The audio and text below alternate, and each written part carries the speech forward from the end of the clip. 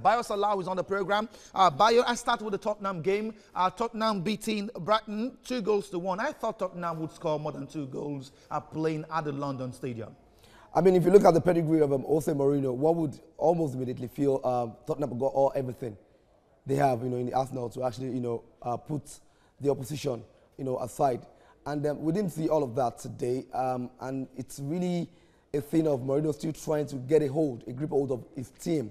He's just joined recently, and he's not really understanding the technique or the pattern that has been laid down for a couple of years under the former manager, Mauricio Pochettino. And I think all of that is playing a part with these new boys. But in the overall, I think what they needed the most was a win after that disastrous performance against Chelsea. And for Mikel Arteta, baptism of fire. His first game in charge, he's 1 goal down against Bournemouth at halftime. Promise, I'm not actually surprised. Prior to this game, I thought that Arsenal have got everything in terms of artistry, tactics-wise, because I think a great deal Arteta seems to have learnt one or few under Pep Guardiola. But coming into an Arsenal side that suffered some sort of defeat, and lately in the past couple of seasons, defense seems to be a problem. And for a team like that, one would exactly be looking at how exactly they shape out against a team, that is also known for some level of artistry. Arsenal against the opposition, I think you believe that Arsenal are in a really dire strait, that it will take more than tactics.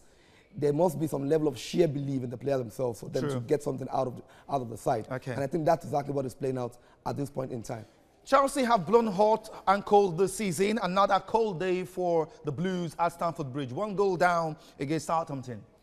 I'm surprised. That's one big result that I think should have been at this time. But again, we saw a game, a couple of minutes back or hours ago, where Tottenham actually rattled around to get a result they needed, win for a reprieve among their team in France. I hope Chelsea does the same after some not too topsy-turvy, campaign, thus far, especially in the months of November and December, as it were.